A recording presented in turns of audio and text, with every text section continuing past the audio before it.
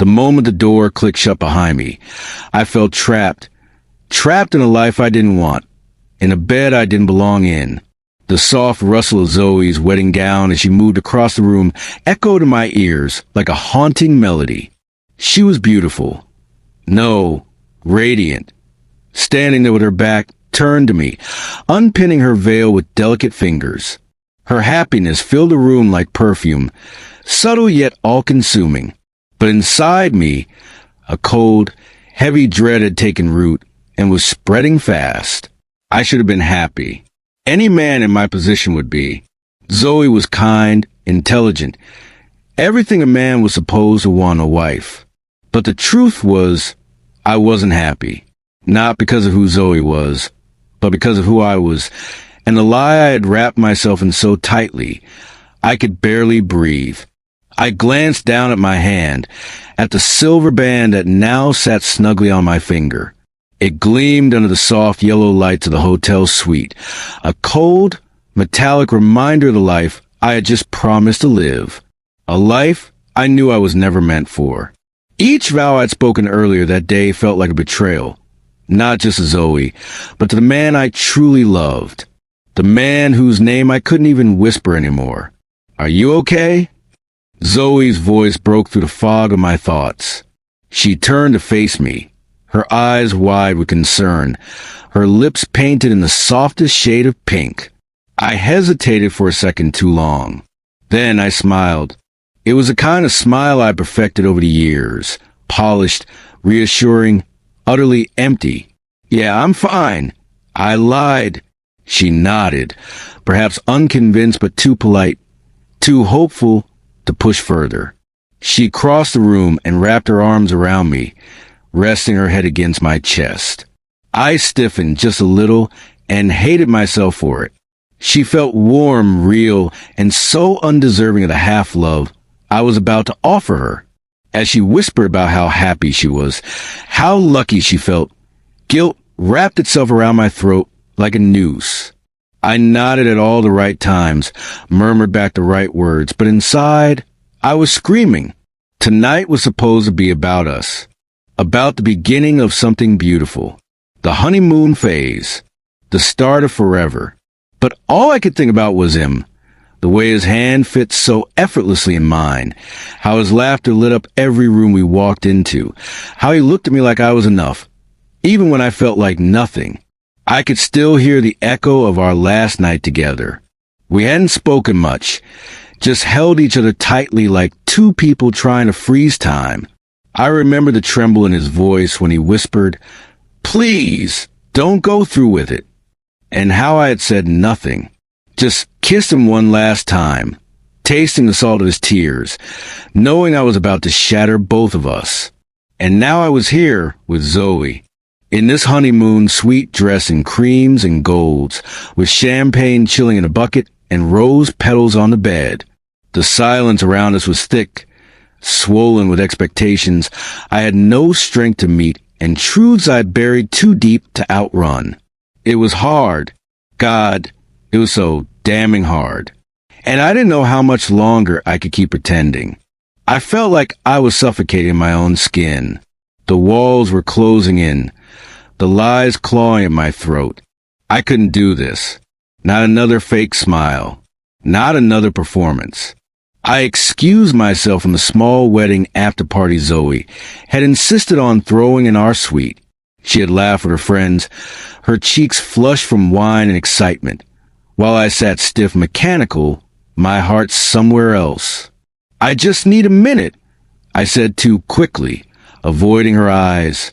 I stumbled into the bathroom, locked the door behind me, and gripped the edge of the sink as if it might anchor me. My reflection stared back at me, eyes wide, haunted. My tux was flawless, but I felt like a fraud wrapped in silk and guilt. I didn't plan on telling anyone. Certainly not tonight. But then he knocked. He walked in. Tristan, my best man, my best friend, the man who had stood beside me at the altar with a calm smile that didn't reach his eyes. The man I loved. "Are you all right?" he asked, gently closing the door behind him. I turned towards him, and for a moment, everything fell away. The lights, the vows, Zoe. It was just the two of us. Like it used to be. His eyes searched mine, filled with concern. But there was something else behind them. Something softer. Sadder. He already knew. Maybe he'd always known. I shook my head slowly, feeling something crack inside me. No! I whispered, my voice breaking. I can't do this anymore. I can't pretend. His brow furrowed. Pretend what? That I'm happy. That I made the right choice. That this life, this marriage, is mine. It's not. I choked on the words, swallowing the panic rising in my chest. It's a lie, Tristan. I'm living a lie. He stepped forward, slowly, like I was a frightened animal. Then why did you do it? His voice was quiet, but his pain was sharp, cutting through the space between us.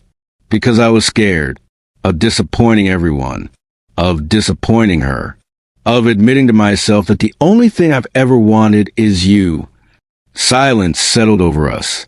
Heavy, final. He looked away for a second, then back at me, tears glistening in his eyes. You broke me, you know, he whispered. Watching you walk down that aisle today, it felt like someone ripped out my lungs. I know, I murmured, stepping closer, and I hate myself for it. I thought I could do the right thing, be the son my parents wanted, the husband Zoe deserved. But I can't unlove you, Tristan. I've tried. He stared at me for a long moment, then reached out, just barely, and brushed his fingers along my jaw. His touch was tender, aching with years of silence. You don't have to keep trying. And in that moment, in that small bathroom far away from the laughter outside, something inside me gave way. I leaned into him and he caught me, held me, not like a friend, but like someone who had never stopped hoping I'd come back. The truth wasn't pretty. It wasn't honorable, but it was real. And for the first time in years, I felt real. But the knock on the door came too soon. Babe, Zoe's voice, soft, loving, oblivious. I froze. Tristan did too, his hand still on my face. I'll give you a minute, he whispered, stepping back. And just like that, the world came crashing in again. But now, I knew the truth wasn't going to stay locked behind a door anymore. Tristan didn't say anything at first. Instead, he took a step closer, closer than he ever had before. His presence was overwhelming in the best and worst ways. It stirred something in me, something I had tried for years to silence, to starve, to bury beneath duty and denial. The room seemed to shrink around us, air thick with the weight of everything unsaid. His eyes, dark and unwavering, locked onto mine with a hunger I hadn't expected, a hunger that mirrored the storm inside me. I've never wanted this, I confess, barely above a whisper. I've never wanted her. I married her hide who I really am. My voice cracked under pressure of truth. It was the kind of admission that shattered decades pretending, the kind that could burn bridges and families alike. And yet, saying it felt like air rushing into lungs that had been starving. Tristan's expression shifted, the guarded edges of his face softening. His eyes, usually so calm, now swam with emotion, understanding, sadness, and something else. Something fiercer. You're not alone in this, he murmured, voice rough with restraint. He stepped closer still, closing the final inches between us, his hand brushing against my forearm. Just a whisper contact, but enough to send fire racing through my veins. I closed my eyes for a moment, breathing him in, the scent of his cologne, woodsy familiar, wrapped around me, unraveling every thread of my composure. I was coming undone in front of him, and somehow it felt safe. I'm in love with you, Tristan. I whispered, the words falling from my lips in a breathless rush. I had waited years to say them, so long that I feared they'd wither in the air. But instead, They bloomed. The moment I said them, I felt something shift inside me. A door creaking open, a lock breaking loose. Tristan's eyes widened. For a moment, I feared I'd ruined everything, that I had misread the softness in his gaze. But he didn't look away. He didn't flinch. Instead, silence filled the space between us. Thick and electric. The kind of silence that screams louder than any words. That silence held weight and meaning, and years of stolen glances and touches that lasted just a second too long. The world outside faded.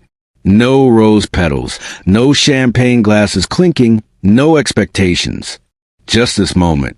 Just us. And then he moved. Tristan stepped in until our chests were almost touching, his breath warm against my cheek.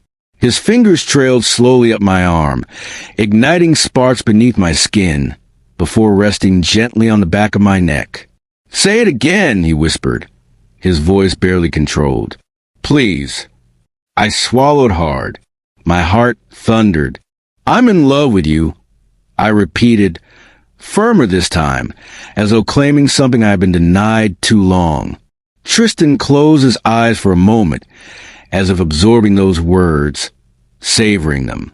Then, without warning, he leaned in, and his lips brushed against mine. Tentative at first, trembling. Testing the waters of a sea we'd both been afraid to dive into. But the moment our mouths met fully, it was like coming home.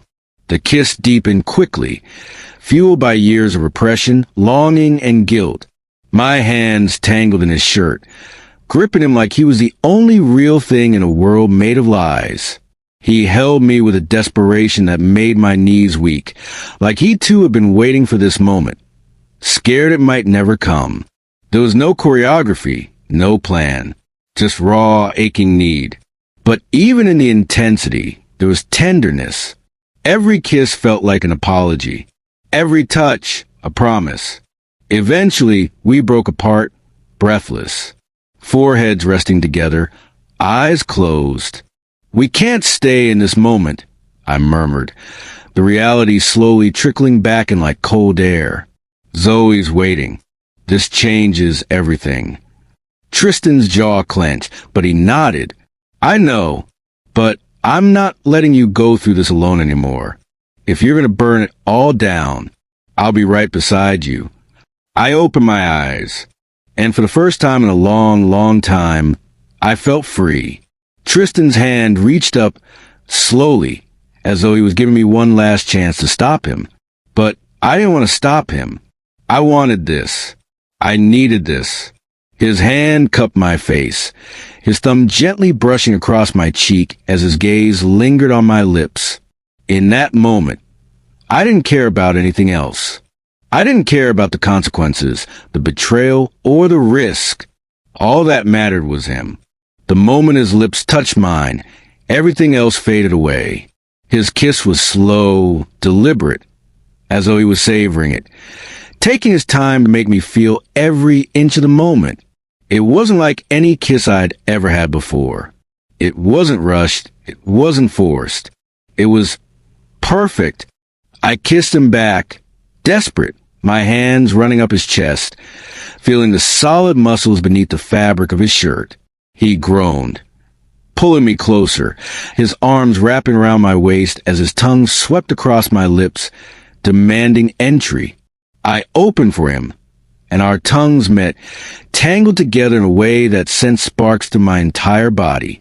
His hands moved lower, skimming my back before coming to rest on my hips, pulling me even closer until I could feel the hardness of his body pressing against mine. The feeling was overwhelming. The desire was too much, and all of a sudden, the wedding night, the vows, the expectations, it all seemed so far away. Tristan's hands moved lower, grazing the waistband of my pants, and I gasped, breaking the kiss for a moment. I looked into his eyes, searching for any sign of hesitation, but there was none. There was only desire, raw and unrestrained.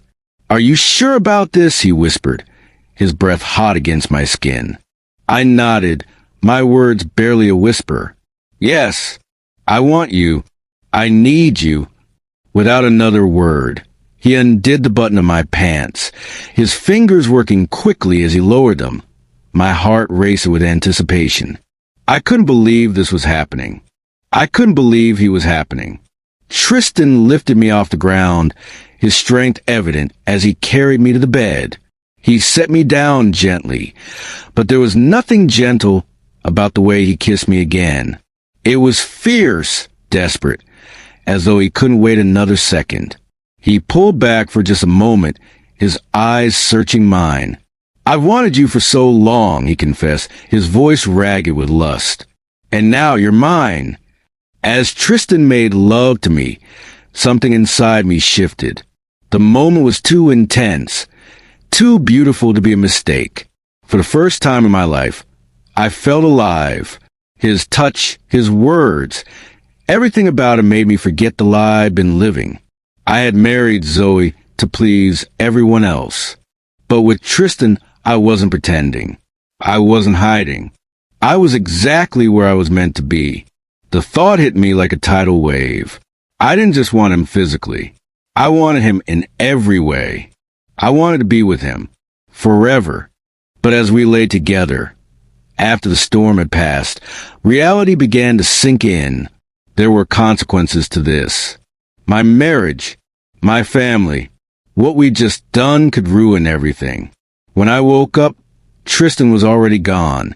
The bed beside me was cold, and I felt a pang of regret in my chest. What had we done? I tried to ignore the guilt eating away at me, but it was impossible. This wasn't just a mistake. It was a betrayal to everyone, including myself. But as I replayed the night in my head, the memory of his touch, his words, kept me tethered to the truth. I had finally found someone who loved me the way I needed to be loved, and I wasn't ready to let that go. The phone rang, and I knew it was Zoe. She wanted to talk. She wanted to ask me about the night we'd shared, about what was next for us. But I didn't want to talk to her. I didn't want to talk to anyone. I wanted to talk to Tristan. I needed to talk to Tristan. I stood up, walked to the window, and stared out at the world below. My life had just changed forever, and I had no idea what came next. But there was one thing I knew for sure. I had to make a choice. And I couldn't live without him.